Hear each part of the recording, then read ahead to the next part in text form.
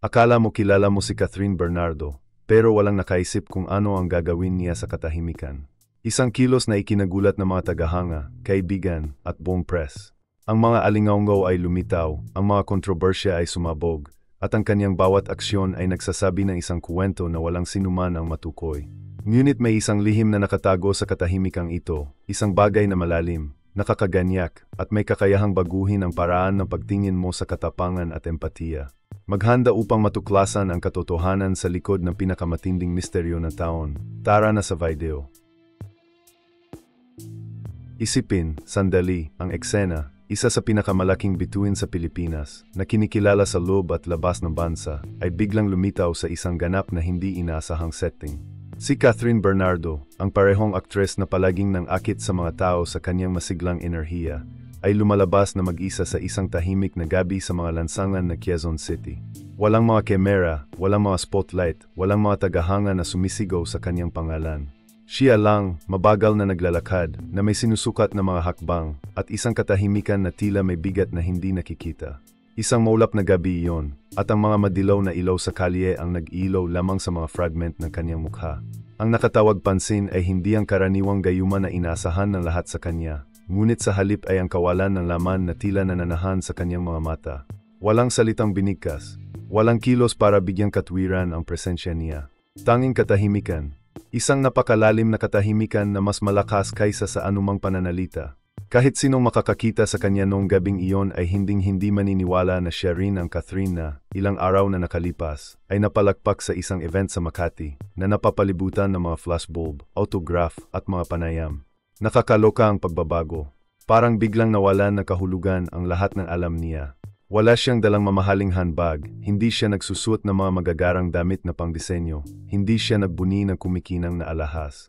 Nakashoot lamang siya na isang simple at neutral na kulay na Amerikana at tila halos hindi nakikita sa mataong mga tao na tumatawid sa mga lansangan. Ngunit ang pinaka-nakakaintriga na detalye ay ito, wala siyang kausap.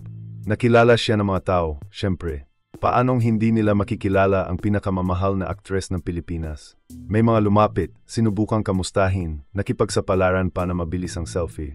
Si Catherine, gayunpaman, nakatitig lang pabalik, tahimik, walang ngiti, walang kaway, walang kahit isang salita. Para siyang nasa ibang mundo, nahiwalay sa lahat at sa lahat. Para sa isang bansang nakasanayan na makita siya bilang isang simbolo ng kagalakan, pag-asa, at sigla, ang pagbabagong iyon ay hindi maunawaan. At tiyak para sa kadahilanang iyon, nakabuo ito ng higit pang pag-usisa. Pagkatapos ng lahat, wala nang mas nakakabahala kaysa makita ang isang taong palaging isang liwanag na piniling lumakad sa mga anino. Naulit ang eksena sa iba't ibang lugar sa buong linggong iyon. Una, sa isang discreet na cafe sa Cubao, kung saan nakaupo siya ng ilang oras, nakatingin sa labas ng bintana, hindi man lang nahawakan ang kapeng lumalamig sa kanyang harapan. Pagkatapos, sa Ninoy Aquino Park, kung saan nakita siyang naglalakad mag-isa, mabagal ang kanyang mga hakbang, na para bang naghahanap ng mga sagot na hindi may bigay ng mundo. Sa lahat ng mga sandaling ito, mayroong isang perpereho, ganap na katahimikan. At doon nagsimula ang salaysay na maging mas nakakaligalig. Dahil kung ito ay isang gabi lamang na pagsisiyasat, marahil ay walang pakialam. Ngunit ang pananahimik ni Catherine ay hindi parang ordinaryong pose. Ito ay isang katahimikan na sinisingil na intensyon, isang katahimikan na nagpahayag na isang bagay na higit kaysa sa mga salita ay maaring ipahayag. Para bang sinusubukan niyang magpadala ng mensahe ngunit piniling huwag gamitin ang kanyang boses para gawin iyon. Naimagine mo ba na makikita mo ang isang taong laging kausap na marami na biglang piniling tumahimik bilang tugon niya? Nakaka-disconcerting. Para kaming nahaharap sa isang buhay na palaisipan. Hindi na kailangan pang magsalita ni Catherine dahil ang katahimikan niya ay sumisigaw ng mas malakas kaysa sa anumang pahayag. Ang walang alam sa panahong iyon ay ang simpleng kilos na iyon, pananatiling tahimik, ay magiging simula ng isang kwentong hindi malilimutan na sinuman. Isang kwentong hamunin ang madla, hamunin ang mga pagpapalagay ng lahat tungkol sa kanya, at ibahin ang katahimikan sa isang bagay na mas malaki kaysa sa anumang palabas na nagawa niya sa kamera. At kaya, nang hindi nagsasalita ng isang salita, sinimulan ni Catherine Bernardo ang isa sa pinakamisteryoso at kapanapanabik na mga kabanata ng kanyang buhay. Gayon, ang malaking tanong ay nagsisimulang umalingaungaw sa isipan ng lahat. Bakit niya ginawa yun? At tiyak na mula sa sandaling ito na ang pagiging kakaiba ng publiko ay nagsisimulang lumaki. nakakakuha ng lakas at nagiging imposible na huwag pansinin. Nang piliin ni Catherine Bernardo ang katahimikan bilang kanyang kasama, hindi nagtagal ay napansin na namundo sa paligid niya. Sa Pilipinas, kung saan ang bawat galaw ng mga celebrity ay mahigpit na binabantayan, ang ugali na ito ay mabilis na naging paulit-ulit na tema. Ito ay hindi lamang isang sikat na artista na umiiwas sa mga panayam. Ito ang pinakamaliwanag na bituin sa bansa na tumangging magsalita, na para bang bigla niyang tinalikuran ang wikang nagugnay sa kanya sa milyon-milyon. Ang unang nakapansin ay, natural, ang kanyang mga pinakamalapit na tagahanga. Nagsimulang bumuhos ang mga komento sa mga Facebook group at online forum na nakatuon kay Catherine. Parang malayo siya kahapon sa Cubao, may nakakita ba sa kanya? Sinubukan ko siyang batiin at nakatitig lang siya sa akin. Hindi umimik, ang kakaiba ay agad na napalitan ng pag-aalala. Pagkatapos ng lahat, paano maiintindihan ng isang tao ang kilos na iyon mula sa isang artista na palaging mainit at madaling lapitan, nakilala sa hindi pagtanggi sa isang ngiti o isang mabait na salita? Ngunit hindi lang mga tagahanga ang nakadama ng pagbabago. Ang mga mamamahayag na libangan, na laging mapagbantay, ay nagsimulang mapansin ang kakulangan ng mga sagot. Umalis sa isang event sa Makati, sinubukan siyang lapitan ng isang reporter na Abs Thibin, nagtanong tungkol sa kanyang mga bagong proyekto. Pasimpleng tinitigan ni Catherine ang mamamahayag, walang sinabi, bago tahimik na sumakay sa naghihintay na sasakyan. Mabilis na naging viral ang eksena dahil hindi ito nag-ensayo o madiskarte, ngunit sa halip ay isang mulat, halos nakakagambala na pagpipilian. Sa likod ng mga eksena, ang mga kasamahan ay nagtataka din kung ano ang nangyayari. Isang direktor na nakatrabaho niya sa Quezon City ang nagkomento sa isang grupo ng mga kaibigan. Siya ay palaging propsyonal at nakatuon, ngunit kamakailan lamang ay tila may dala siyang hindi namin nakikita. Para bang lahat ay nanonood ng isang dula na walang script, hindi naiintindihan kung ano ang susunod na eksena. At, tulad ng sa anumang lipunan kung saan ang pagusyoso ay panggetong, ang pananahimik ni Catherine ay naging paksa na talakayan sa mga lansangan, sa mga cafe, at maging sa mga lokal na palabas sa radyo sa Maynila. Nagkomento ang mga taxi driver, nakita mo na ba si Catherine? Wala na siyang kausap, kakaiba, di ba? Nanumpa ang mga kapitbahay sa Cainta na nakita siyang naglalakad mag-isa sa hating gabi. Hindi nagsasalita sa sinumang sumubok na lumapit sa kanya. Sa bawat ulat, lumalakas lamang ang salaysay na misteryo. Nakarating din sa international press ang kakaiba. Ang mga site ng balita sa South Korea at maging sa Singapore ay naglathala ng mga artikulo na kumukwestiyon sa ugali ng aktres.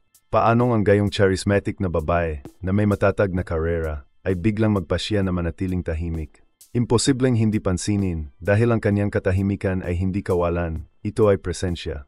Isang presensya na nakakagambala na nagdulot sa mga tao na magmini-muni, mag-isip-isip at gumawa ng sarili nilang mga bersyon ng kwento. At ang mga manonood na madalas na nagdiwang ng kanyang buhay na may palakpakan at papuri, gayon ay nagsimulang makaramdam ng kakaiba, pagkabalisa. Para silang nakaharap sa isang bitak sa perpektong salamin at walang makapagsasabi kung ito ay gagaling o, sa kabaligtaran, ay malapit ng mabasag. Ang pinakakapansin-pansin ay ang tindi na epekto. Hindi na kailangang magsabi ni Catherine, ngunit nagawa niyang maging kahit saan, sa bawat pag-usap. Umalingaw-ngaw ang kanyang katahimikan sa mga tahanan, sa social media, sa mga pasilyo ng mga istasyon na tea. Para bang ang bawat tao ay naging bahagi ng isang kolektibong pagsisiyasat, sinusubukang unawain ang palaisipan na kanyang biglaang pagbabago. Kaya naman, sa gitna na nag-aalalang mga tingin, kahina-hinalang komento, at mapanuksong mga ulo ng balita, hindi lang lumaki ang pakiramdam ng publiko sa pag-iwas, ngunit nagdulot din ito na mas malaking bagay, haka-haka. Dahil kapag walang malinaw na sagot, dumarami ang mga tanong. At iyon mismo ang nagsimulang mangyari. Nang maging imposibleng balewalain ang pananahimik ni Catherine Bernardo, hindi nagtagal at kumalat na parang apoy ang espekulasyon. Ang publiko, na hindi mapakali, ay desperadong humingi ng paliwanag para sa kanyang misteryosong pag-ugali. At sa isang bansang madamdamin tungkol sa mga kwento at sismis, ang bawat detalye ay naging gasolina para sa mga bagong teorya. Nagsimula ang mga unang sismis sa social media. Sa Twitter at TikTok group, ibinahagi ng mga fans ang mga video ni Catherine na naglalakad mag-isa sa mga kalye ng Quezon City o humihigop ng cup sa katahimikan sa Cubao. Ang ilan ay nagsabi na siya ay mukhang haggard, ang iba ay nagsasabing may mga luhang nakatago sa kanyang mga mata. Di nagtagal, dumami ang mga komento. Tinapos ba niya ang relasyon? Baka dumaranas ako ng depression. Paano kung paghahanda lang ito para sa isang lihim na tungkulin? Ang huling teorya na ito, sa katunayan, ay nakakuha na traksyon sa ilang mga tagahanga ng pelikula. Kung tutusin, kilala si Catherine sa malalim na pag-aaral sa bawat karakter. Marahil, naisip nila, ang pananahimik na ito ay bahagi lamang ng paghahanda para sa isang bagong proyekto sa pelikula, kung saan gaganap ang aktres sa isang taong minarkahan ng kakulangan ng mga salita. Ngunit sa paglipas ng panahon, at walang opisyal na anunsyo ang ginawa, ang hipothesis ay nagsimulang mawalan na traksyon. Sa kabilang panig, may mga naniniwalang mas malala ang problema. Nagsimulang lumabas ang mga headlines sa mga lokal na pahayagan. Si Catherine Bernardo ay nahaharap sa isang personal na krisis. O ang katahimikan ng aktres ay nag-aalala sa mga tagahanga at pamilya. Ang mga palabas at sismis sa Maynila ay tinalakay ang isyu araw-araw, na nag-aanyaya sa mga eksperto sa pag-ugali ng tao na subukang tukuyin ang mga dahilan ng pagbabagong ito. Sinabi pa ng isang seksologist na nakapanayam ng GMA Network, ang katahimikan ay maaring isang anyo ng protesta, pagtatanggol o kahit isang tawag para sa tulong. Ngunit ang tsismis na pinaka-feed debate ay na Catherine ay nahaharap sa panloob ng mga salungatan sa loob ng entertainment industriya mismo. Sinabi na ilang mamamahayag na napagod na siya sa pressure, mga pangangailangan, at patuloy na pagkakalantad. Iminungkahi pa na iba na siya ay nakikibahagi sa isang tahimik na hindi pagkakaunawaan sa mga makapangyarihang producer. Ang kontrobersyal at pasabog na ideyang ito ay pumukaw sa pagkamusisa ng publiko. Bakit pipiliin na isang aktres sa kasabsagan ng kanyang karera na manahimik, maliban kung ito ay para sa isang bagay na talagang seryoso? Ang mga teorya ay hindi tumigil doon. Sa Quinta, isang grupo ng mga tagahanga ang nanumpa na nakita nila si Catherine na maingat na pumasok sa isang maliit na kapilya, kung saan nanatili siya sa pagdarasal ng ilang oras, nang walang sinasabi kaninuman. Ito ay nagpasigla sa haka-haka na siya ay dumaranas na matinding espiritual na yugto. Marahil ay naghahanap ng mga sagot na hindi may bibigay na katanyagan. Ang ilan ay nag-claim na maaring siya ay isinasalang-alang na abandonahin ang kanyang karera upang ituloy ang isang ganap na nadibang buhay, malayo sa entablado at mga kamera. Samantala, sa social media, nagsimulang makakuha na traksyon ang isang hashtag, #CatherineSpeakUp. Libu-libong user ang nagtanong, nakiusap, na ipaliwanag niya ang dahilan ng kanyang pananahimik. Ngunit si Catherine ay nanatiling matatag, hindi mahawakan, hindi nababahala sa anumang panggigipit. At ang hindi nababasag na katahimikan na ito ay nagpapataas lamang na saklaw para sa haka-haka.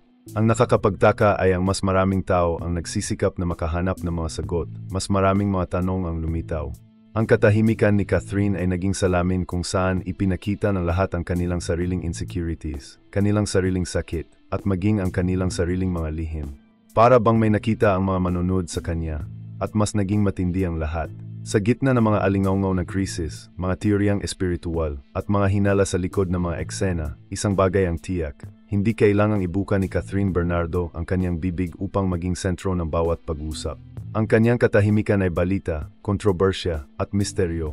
At sa bawat araw na lumilipas, ang pangangailangan na maunawaan kung ano ang nangyayari ay naging masapurahan, halos hindi mabata. At mismong sa senaryo na ito ng mga pagdududa, sismis, at mga headline na sensationalist na nagsimulang mabaling ang atensyon sa mga detalye sa likod ng mga eksena ng kanyang buhay. Kung tutuusin, sino ang mas mahusay kaysa sa mga malapit sa kanya upang ibunyag kung ano talaga ang nangyayari? Kung ang pananahimik ni Catherine Bernardo sa mga lansangan ay nagdulot na ng kakaiba at espekulasyon, sa likod ng mga eksena ay lalong lumilitaw ang kanyang ugali na halos imposibleng baliwalain. Ang dating abalang buhay, na puno ng mga pagpupulong, pag-iensayo, at pag-record, ay naging isang nakagawiyang minarkahan ng detachment at pagsisiyasat ng sarili. Parang gumawa si Catherine na invisible wall sa paligid kaya katahimikan lang ang dumaan. Ang mga mapagkukunang malapit sa kanya ay nagulat na, sa set, dumating siya ng maaga, gaya na dati. Ngunit ang pagkakaiba ay sa kanyang kilos. Si Catherine, na dati ay bumati sa lahat sa pamamagitan na mainit na yakap at pampatibay loob ng mga salita. Gayon ay bahagyang kumaway at umetras sa isang sulok, madalas na naka-headphone at walang tumutugtog na musika. Isa lamang itong pakana upang maiwasang magambala. Sa isang shoot sa Taguig, isang makeup artist ang nagtapat na sinubukan niyang makipag-usap sa kanya, na nagkomento sa maulan na panahon noong hapong iyon. Saglit lang ngumiti si Catherine pero hindi sumagot. Panay ang katahimikan kaya unti-unting tumigil sa paggigit ang mga tripulante. Natahimik ang mga pag-usap na dati ay umikot sa masiglang enerhiya ng aktres, na para bang iginagalang ng lahat ang isang hindi masabi na pagluluksa. Sa mga naka-schedule na panayam, mas naging meselan ang sitwasyon.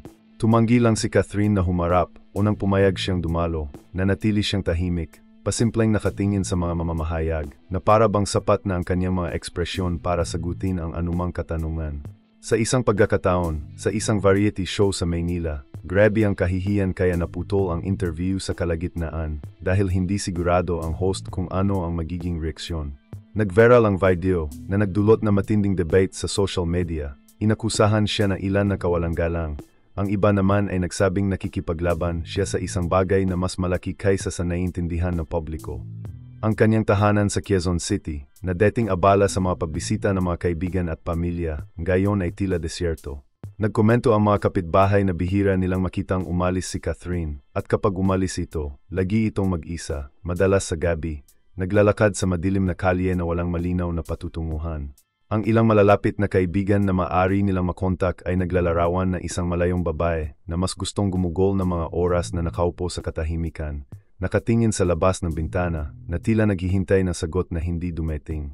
Isang kwento ang nakapukaw ng atensyon ni Mariel.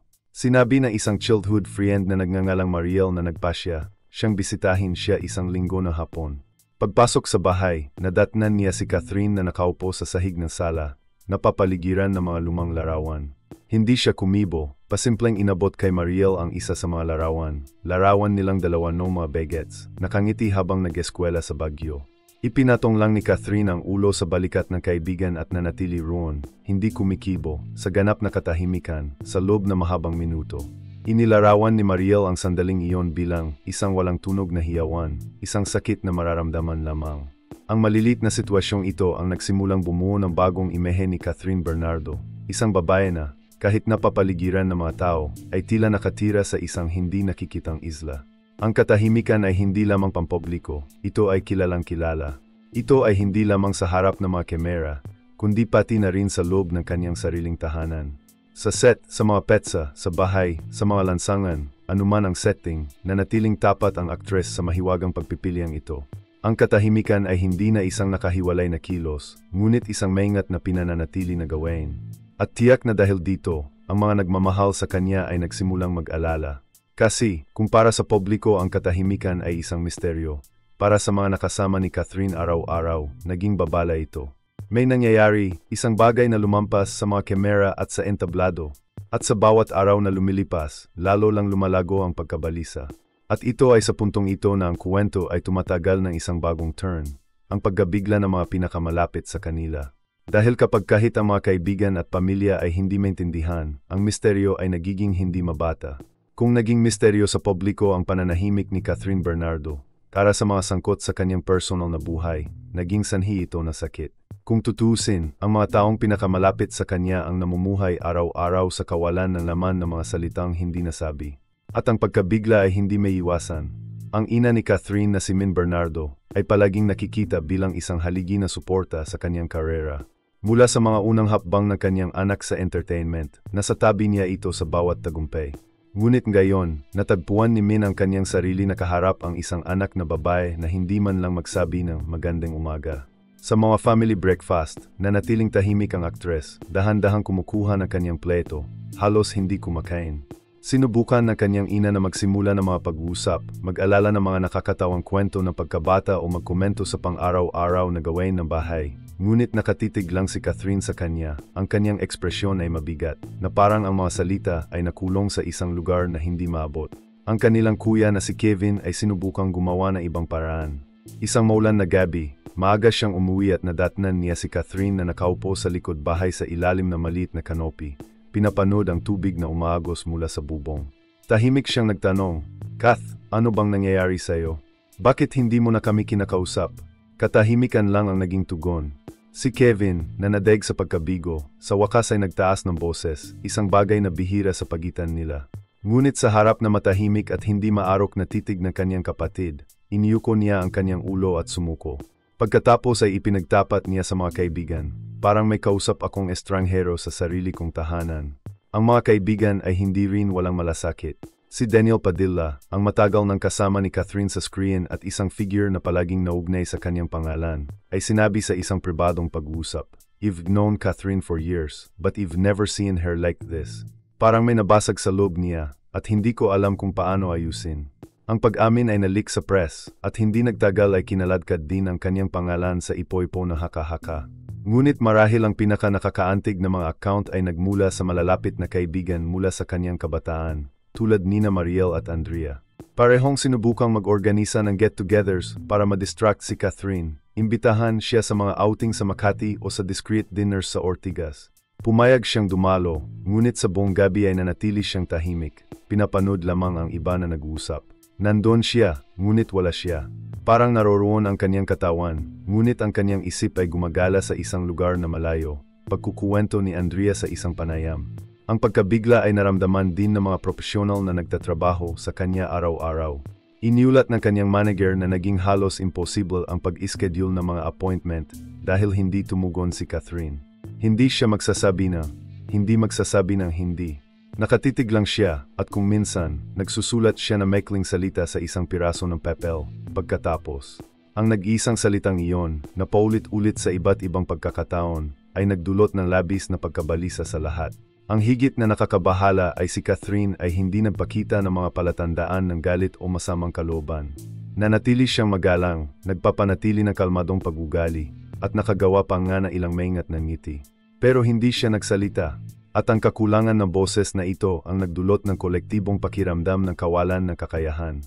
Sa paglipas ng mga linggo, ang katahimikan ay napunta mula sa isang kakaibang pag-ugali tungo sa isang emosyonal na pasanin para sa lahat sa kanilang paligid. Nagsimulang magtalo ang mga miyembro ng pamilya sa kanilang sarili. Iniisip kung dapat silang humingi ng medical, psikolohikal o espiritual na tulong. Ang ilan ay nagtalo na ito ay isang yugto lamang. Ang iba ay naniniwala na mayroong isang bagay na mas malalim na nakatago sa ilalim. At habang ang mga pinakamalapit sa kanya ay desperadong naghahanap ng mga sagot, ang media at ang publiko ay pinatindi ang kanilang mga teorya. Hindi na lang sa kanya ang pananahimik ni Catherine. Ito ay naging isang pampublikong issue, isang pambansang kontrobersya. At ang lumalagong pressure na ito ay magpapabago sa kung ano ang isang misteryo lamang sa isang bagay na mas sumasabog, hinala, akusasyon, at pagsubok. Hanggang sa mga sandaling iyon, ang pananahimik ni Catherine Bernardo ay sinalubong ng kakaiba, pag-aalala, at medyo kuryosidad. Ngunit sa isang bansa kung saan sinusunod ang mga kilalang tao na para bang bahagi sila ng pamilya ng bawat mamamayan, ang presensya ng publiko at press ay agad na nawala. Ang nagsimula bilang isang misteryo ay naging kontrobersya, at ang mga hinala ay nagsimulang mangibabaw sa mga pag-uusap sa mga lansangan, sa mga palabas sa TV, at lalo na sa social media. Sa kalagitnaan na isang abalang linggo sa Maynila, isang morning variety show ang nagdala ng paksa sa harapan. Ang host, na kilala sa kanyang direktang estilo, ay nagtanong sa halos nag-akusa na tono, may tinatago ba si Catherine Bernardo? Hindi kaya ang katahimikan na ito ay isang diskarte para makakuha ng atensyon. Ang komento ay tumama na parang bomba. Sa loob na ilang oras, naging viral ang parirala sa Twitter na nagbabahagi ng libu-libong pagbabahagi. Di nagtagal, nagsimulang lumabas ang mga hashtag. Habang sinubukan pa rin na ilan na ipagtanggol ang actress kasama #RespectCatherine, ginamit ng iba #CatherineFaked at #AttentionSeeker para akusahan siyang nagmamanipula ng damdamin ng mga tagahanga. Nahati ang publiko. Sa isang panig, ang mga nakakita sa kanyang pananahimik bilang sigaw na sakit at humingi na empatiya. Sa kabilang banda, ang mga naniniwalang pinaglalaruan niya ang presensya ng lahat na ginagawang panoorin ang isang bagay na personal. Ang mga site at sismis ay nagsimulang mag-publish ng mga artikulo na may mga mapanuksong headline. Ang kalkuladong katahimikan ni Catherine Bernardo. Hinamon na aktres ang mga tagahanga sa kanyang kawalang interes. Kapag ang katahimikan ay naging pagmamataas sa bawat bagong headline, mas naging mainit ang debate. Ang ilang mga kolumnista ay nagmungkahi pa na dapat na siyang umalis sa kanyang karera ng buo dahil tila hindi niya kayang makipag-usap sa mga manonood na nagudyok sa kanya sa pagiging sikat. Ngunit ang kontrobersya ay hindi tumigil doon. Sa kapitbahayan ng Cubao, isang video na na-record na isang fan ang nagpakita kay Catherine sa isang restaurant na nilapitan na isang babae na humihingi ng litreto. Ang aktres, na tapat sa kanyang pananahimik, ay hindi sumagot. Nakatitig lang siya na ilang segundo saka ibinalik ang tingin sa pleto niya. Ang eksena ay malupit na binigyang kahulugan na marami, na inakusahan si Catherine na hindi paggalang sa isang matandang humahanga. Ang video ay umabot sa milyon-milyong views sa loob ng ilang araw, at ang actress ay binomba ng mga agresibong komento. Ang alam ng ilan ay, sa likod ng mga eksena, nagsisimula ng maramdaman ni Catherine ang bigat ng pressure na ito. Sinabi ng mga malapit sa kanya na gumugol siya na ilang oras na nakatitig sa kanyang telepono, nagbabasa ng mga komento, ngunit hindi tumutugon sa anumang bagay. Ang pinili niyang manahimik, na kanina ay tila payapa, gayon ay nagsimulang magpakita ng mga palatandaan ng pagdurusa. Gayunpaman, hindi siya sumuko. Hindi siya nagpost ng mga paliwanag, hindi siya gumawa ng mga pahayag. Ang kanyang katahimikan ay nanatiling buo, at ito ay lalong nagpasiklab sa galit ng kanyang mga kritiko. Ang ilan ay nagsulong pa na mas kontrobersyal na mga teorya. Iminungkahi ng mga independenteng blog na si Catherine ay sangkot sa isang hindi nabunyag na iskandalo, at ang kanyang pananahimik ay isang paraan upang maiwasan ang mga kontradiksyon. Ang iba ay nagpahiwatig na mayroong mga panloob na hindi pagkakaunawaan sa mga pangunahing kumpanya ng produksyon at na pinili niyang manatiling tahimik bilang isang paraan ng protesta.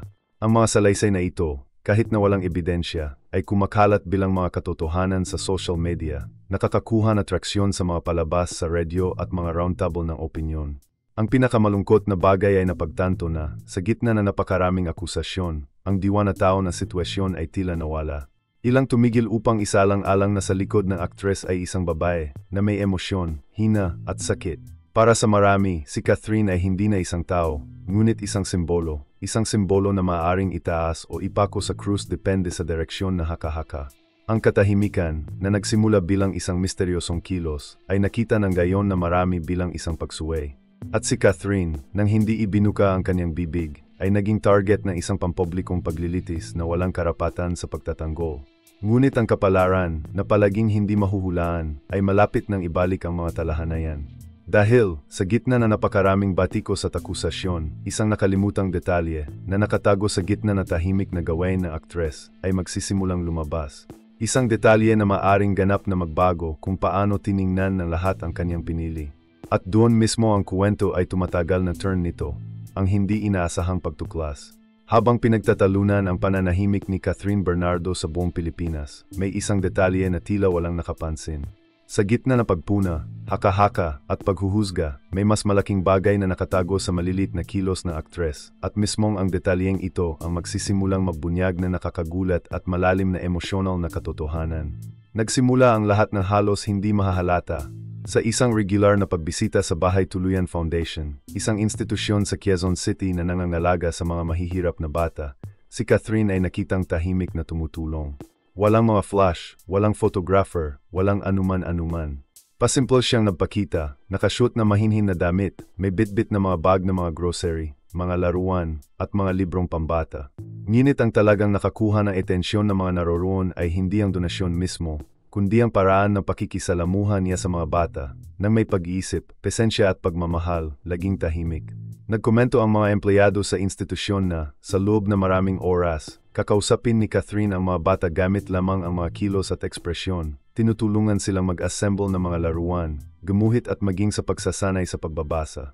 Hindi niya kailangang magsalita, ngunit maaari niyang ihatid ang higit na kaginawahan at seguridad kaysa sa sinumang kakilala namin. Inyulat ng isang voluntaryo na nagngangalang Liza Santos. Ang detalyeng ito ay hindi napansin ng pangkalahatang publiko dahil walang mga larawan, video, o mga post sa social media. Tahimik lang, tunay na mga gawa ng kabaitan. Sa kontekstong ito nagsimulang mapansin na malalapit na kaibigan ang pattern. Napagtanto ni Mariel, isang matagal ng kaibigan, na hindi ito kakaibang pagugali o isang masining na kapritso. Ginamit ni Catherine ang katahimikan upang makipag-ugnayan muli sa esensya ng kanyang sariling sangkatauhan. Ang tila pag-alis ay talagang isang paraan na pagprotekta sa sarili mula sa mga panlabas na panggigipit at muling pagtuklas ng kanyang panloob na boses sa pamamagitan ng pagkilos, hindi ng mga salita. Ang pagtuklas ay naging mas malinaw nang ang isang video na maingat na kinuha ng isang voluntaryo ay nag-leak sa social media. Ipinakita nito na tinutulungan ni Catherine ang isang bata na isulat ang kanyang pangalan ng tama sa isang notebook, habang ang isa pang bata ay umiyak nang maalala ang kanyang pamilya. Lumapit si Catherine, inilagay ang isang magiliw na kamay sa kanyang balikat, at pasimpleng ngumiti, tumango bilang pampatibay loob. Walang salita. Isang katahimikan na puno ng kahulugan. Ang reaksyon ng publiko sa mga kilos na ito ay agaran at matindi. Marami ang nagsimulang maunawaan na ang pananahimik ni Catherine ay hindi pagmamataas, paghihimagsik, o provocation, gaya na iminungkahi na marami. Ito ay isang malay na pagpili, na puno ng intensyon at empatiya. Hindi na niya kailangang ipaliwanag ang kanyang sarili. dahil ang kanyang mga aksyon ay nagsasalita ng mas malakas kaysa sa anumang sensationalist na headline. Higit pa rito, ibinunyag na si Catherine ay napanatili ang regular na pakikipag-ugnayan sa mga na-hospital na bata sa Pasig, lihim na nagpapadala ng mga pekete na naglalaman ng mga libro, damit, at sulat kamay ng mga sulat. Ang bawat tahimik na aksyon ay may layunin, upang lumikha ng isang positibong epekto nang hindi naghahanap ng pagkilala o palakpakan. Kung ano sa labas ng mundo ang lumilitaw na kawalang interes ay talagang malalim at mulat na pangangalaga. Ang pagtuklas na ito ay ganap na nagbago sa salaysay.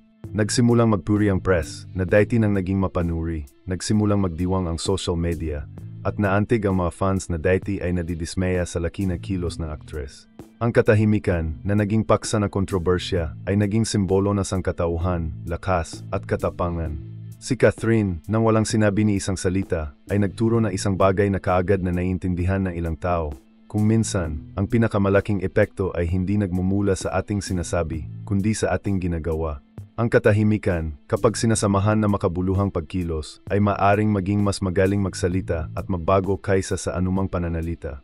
Kaya, ang detalyeng iyon na nakatago sa maliit at tahimik na mga aksyon ni Catherine Bernardo ay hindi lamang ipinaliwanag ang kanyang mahiwagang postura, ngunit nagtakda rin ng yugto para sa pinakamatinding sandali sa kwento, ang sandali na paghaharap, nang ang lahat ay naghihintay ng mga salita, ngunit nanatili siyang matatag sa kanyang pinili.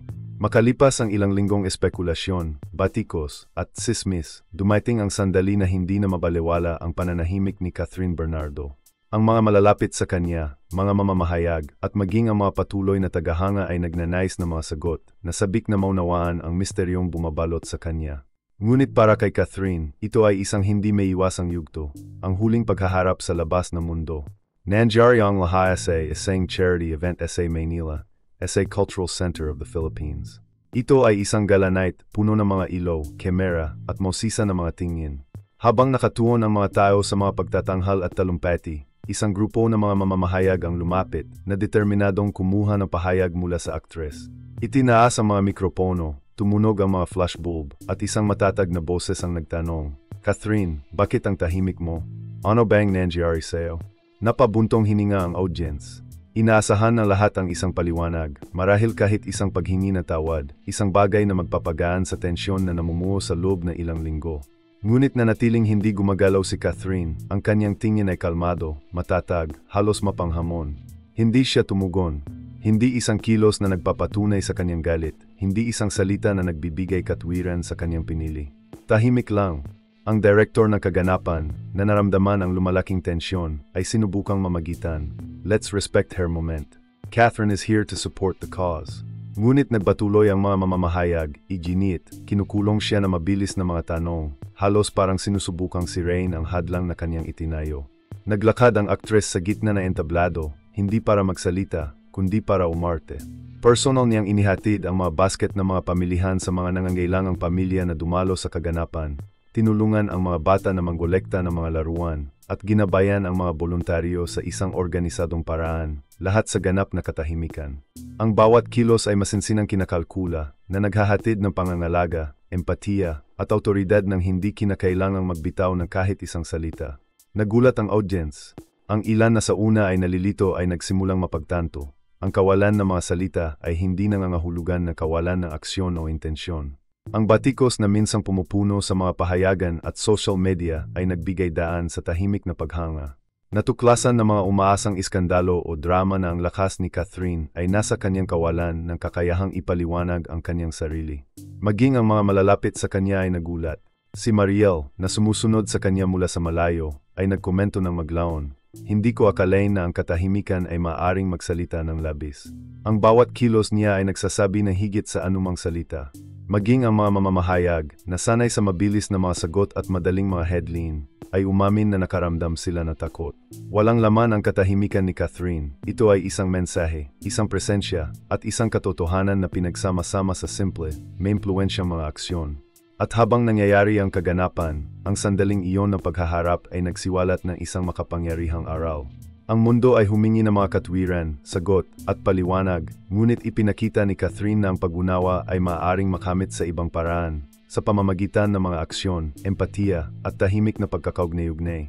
Ang bawat tingin niya, bawat kamay na nakaunat para tulungan ang isang tao, ay nagpapatibay sa halaga ng kanyang mga pagpipilian, na nagpapatunay na ang katahimikan, kapag sinisingil ng kahulugan, ay may higit na bigat kaysa sa anumang mahusay na pananalita.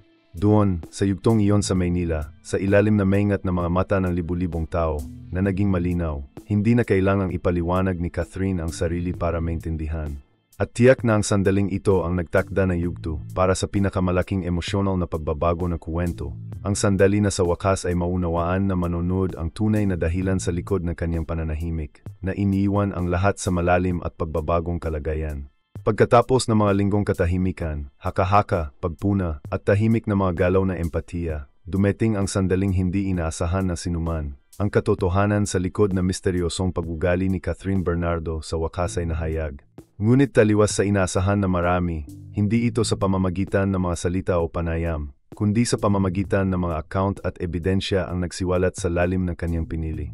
Nagsimula ang lahat na ito nang magdesisyon si Mariel, isang matagal ng kaibigan, na ibahagi ang isang sulat na natanggap niya mula kay Catherine ilang araw na nakalipas sa isang post sa Facebook.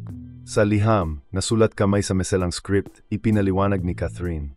Pinili ko ang katahimikan dahil gusto kong mas marinig kung ano ang tunay na kailangan ng mundo. Sa gitna na napakaraming boses, gusto kong abutin ang mga bihirang marinig.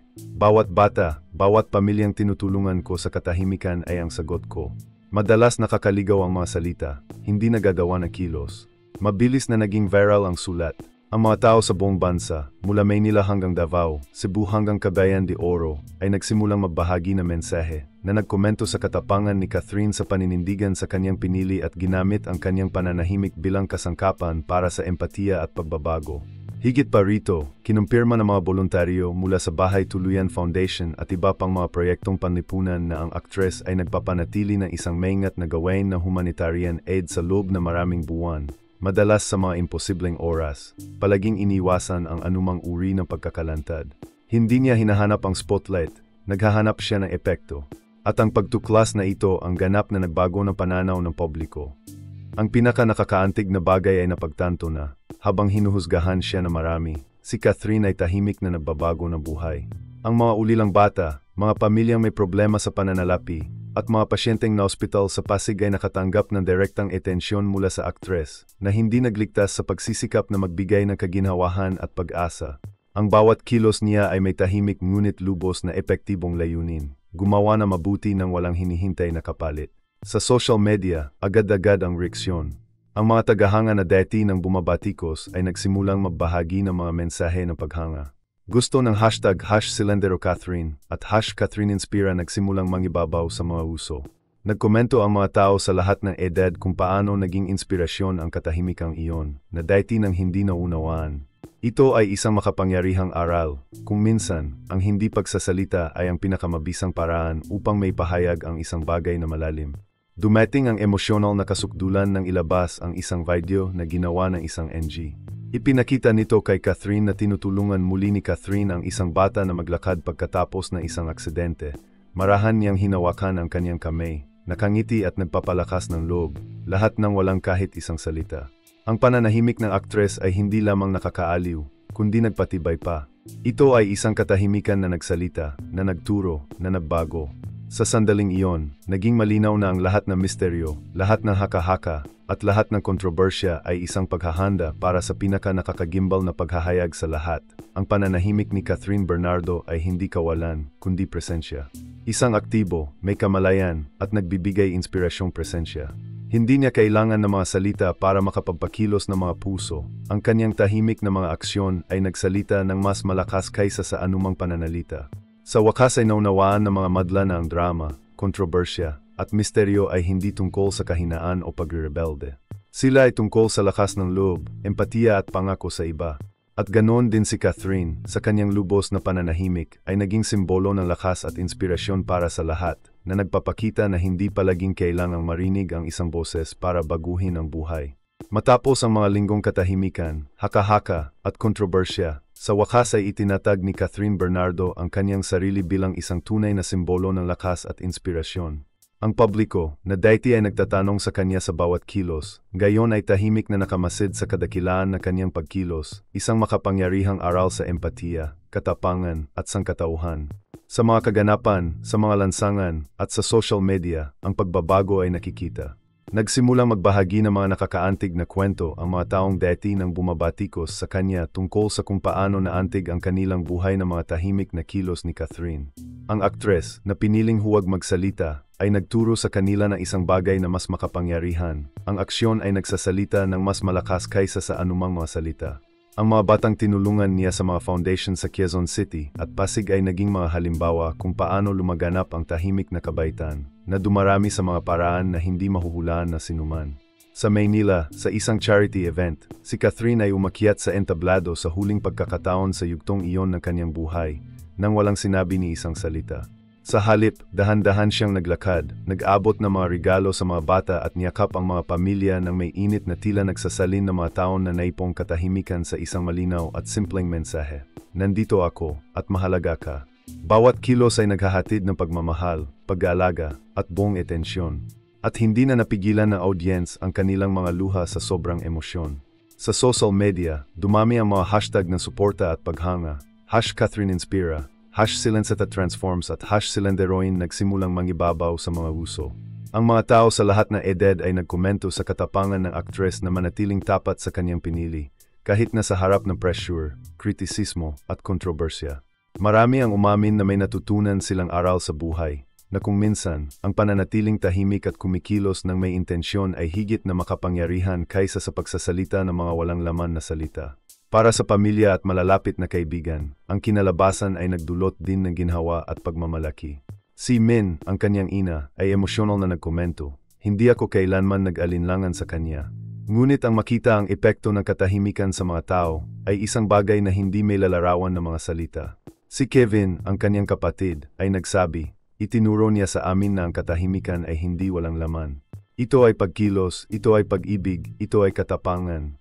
Kaya naman, nagsimulang isalaysay ang kwento ni Catherine Bernardo hindi gaya na tungkol sa isang artistang tumigil sa pagsasalita, kundi sa isang babae na binago ang bawat sandali ng katahimikan sa isang pagkakataon upang mahawakan ang mga buhay, magbigay ng inspirasyon, at magdala na tunay na pagbabago. Ang misteryo, na minsang nagdulot ng kuryosidad at kontrobersya, ay naging isang halimbawa ng lakas, habag, at sangkatauhan. Nalaman na madla na, kahit walang salita, si Catherine ay nakipag-usap ng mas malinaw kaysa sa naisip ng sinuman. Ang bawat tahimik na kilos ay may malalim na kahulugan, at ang bawat aksyon ay nagpakita na ang tapang at empatiya ay hindi nangangailangan ng mga mikropono o mga spotlight upang umalingaw sa buong mundo. At kaya nagtapos ang nakakaantig na kwentong ito, isang salaysay na misteryo, kontrobersya, at pagtuklas na nagtatapos sa inspirasyon. Pinatunayan ni Catherine Bernardo sa kanyang lubos na katahimikan na ang tunay na epekto ay hindi nakasalalay sa mga salita na ating sinasalita, ngunit sa pagkakaiba na ginagawa natin sa buhay ng mga nakapaligid sa atin. At para sa inyo na sumubaybay sa amin hanggang gayon, tandaan, kung minsan ang pinakadakilang lakas ay nakasalalay sa paninindigan ng matatag, pagkilos ng may intensyon, at paghawak sa mundo ng hindi kinakailangang magsalita na anuman. Kung nagustuhan mo ang video na ito, mag-subscribe sa channel at i-on ang mga notification. Mag-iwan ng like para matulungan ang channel, at magkita-kita tayo sa susunod na kwento.